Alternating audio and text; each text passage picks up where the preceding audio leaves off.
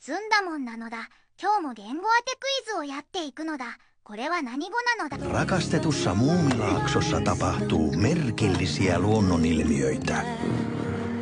Muumipeikko ja Nipsu lähtevät etsimään kaukaista tähtitornia ottaakseen asiasta selvää. Cinematic-animaatiot esittää.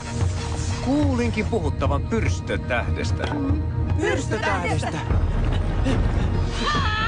Taival etenee huimasta seikkailusta toiseen. Pyrstötähti tulee koko ajan lähemmäs. Olisi varmaan parempi olla katsomatta sitä. Matkalla tapaamme myös Nuuska Muikkusen, Niiskun ja viehättävän Niiskuneidin.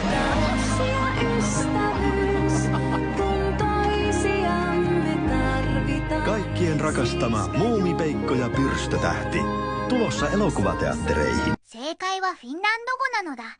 陰欧語族ですらないので、大抵のヨーロッパ言語とは全く別物の言語なのだ。ハンガリー語とかエストニア語の親戚なのだ。実は日本語と同じ膠着語なのだ。アクセントも平坦なので日本人にとってはわりかし発音しやすい言語なのだ。